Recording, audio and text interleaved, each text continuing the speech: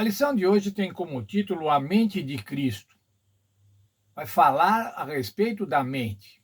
Como é que deve ser a nossa mente? Por que é que nós devemos cuidar da nossa mente? O nosso comportamento, irmãos, ou o nosso caráter é definido por conta dos nossos comportamentos.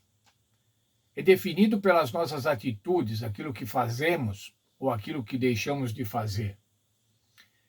E essas atitudes nascem no nosso pensamento. E o nosso pensamento é processado na nossa mente.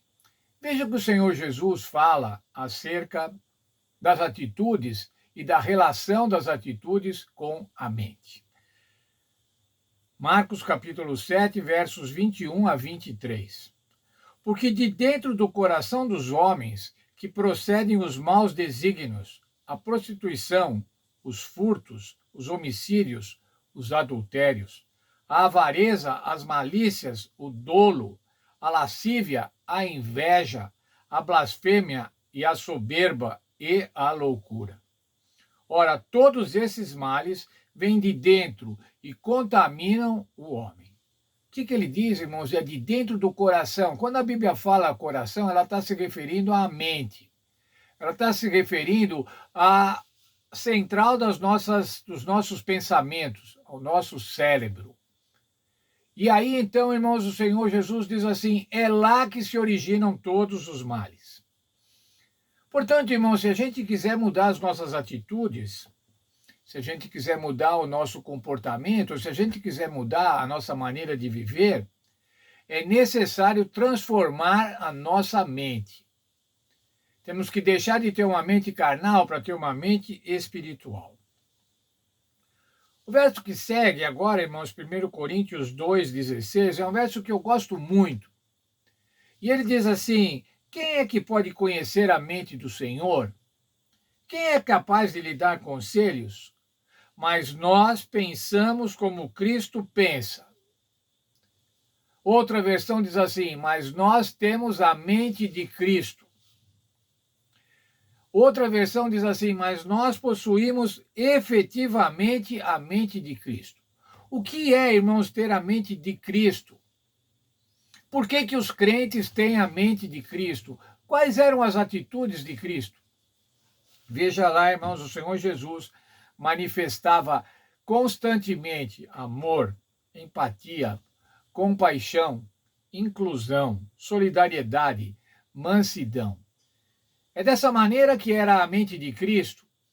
E o apóstolo Paulo está falando assim, nós os cristãos temos a mente de Cristo, ou devemos ter a mente de Cristo. Veja o texto de Filipenses, capítulo 4, verso 8, ainda o apóstolo Paulo falando para os cristãos. Por último, meus irmãos, encham a mente de vocês com tudo que é bom e merece elogios. Isso é, tudo que é verdadeiro, digno, correto, puro, agradável e decente. Ele recomenda aqui, aconselha, o que nós devemos colocar dentro da nossa mente. E, especialmente por conta dessas épocas que estamos vivendo, irmãos, eu me detive nesse tudo que é verdadeiro.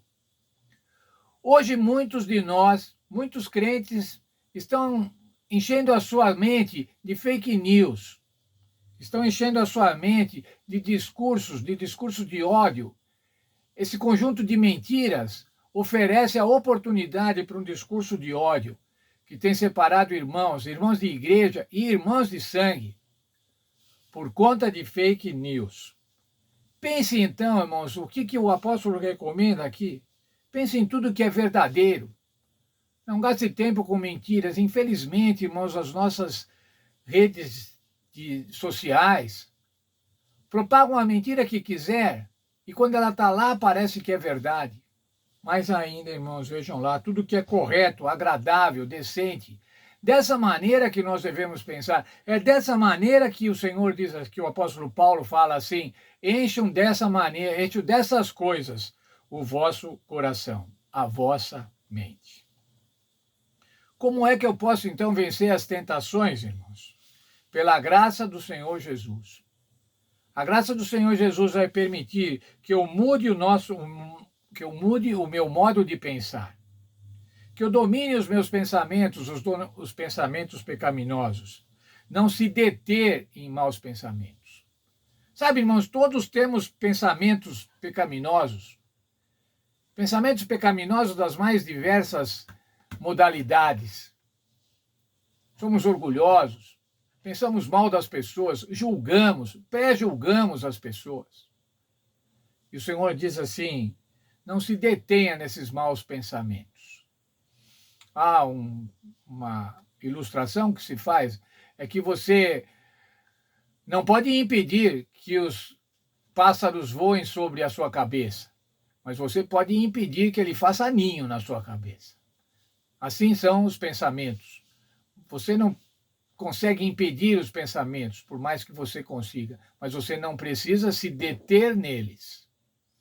Você não precisa se deter em pensamentos de vingança, em pensamentos de soberba, de orgulho. Veja lá, irmãos, o que a nossa lição da Escola Sabatina apresenta na página 136. Nós sempre teremos natureza pecaminosa até que Jesus volte. Sabe, irmão, se você está pensando que vai se julgar, vai se tornar santo, inimputável, sem pecado, esqueça. Nós temos uma natureza pecaminosa e vamos tê-la até a volta do Senhor Jesus. Mas se estamos em Cristo, estamos totalmente cobertos da sua justiça. Embora ainda não sejamos perfeitos, já somos considerados perfeitos nele. E aí vem o texto de Filipenses, capítulo 3, versos 12 a 15. O apóstolo Paulo falando sobre a experiência pessoal dele. Não que já tenha alcançado ou que seja perfeito, mas prossigo para alcançar aquilo para que fui alcançado por Jesus Cristo. Irmãos, não julgo que haja alcançado, mas uma coisa faço, e é que, esquecendo-me das coisas que para trás ficam, e avançando para as que estão diante de mim, prossigo para o alvo, pelo prêmio da soberana vocação de Deus em Cristo Jesus. O apóstolo Paulo sabia que não era perfeito, e vejam, irmãos, era o apóstolo Paulo. Mas ele não se abatia por isso, ele prosseguia. Em outras palavras, o apóstolo Paulo fala assim: olha, toca em frente. É esse o plano de Deus, você vai melhorar, você vai superar mais e mais os seus maus pensamentos. Toca em frente, prossiga para a soberana vocação. Quero ler agora um texto da senhora White, ainda naquele mesmo texto da lição da Escola Sabatina. Quando estamos unidos a Cristo, temos a mente de Cristo. A pureza e o amor resplandecem no caráter. A mansidão e a verdade controlam a vida. A própria expressão do nosso semblante se transforma. Cristo, habitando na alma, exerce um poder transformador e o aspecto exterior testifica da paz e alegria que reinam no interior. Podemos ter essa transformação somente por meio da entrega diária, da morte diária para o egoísmo e pelo esforço determinado de, pela fé, ser obedientes a Jesus. Sabe, irmãos, é possível ter a mente de Cristo, cada dia mais próximo da mente de Cristo. Essa é uma luta constante. Mas o Senhor nos proveu o Espírito Santo, vamos estudar isso amanhã. O Senhor proveu o Espírito Santo para nos ajudar a ter a mente de Cristo, a sermos transformados, a sermos até identificados pelos outros. Aquele lá tem a mente de Cristo. Que Deus abençoe e que essa seja a experiência, a doce experiência de cada um de nós.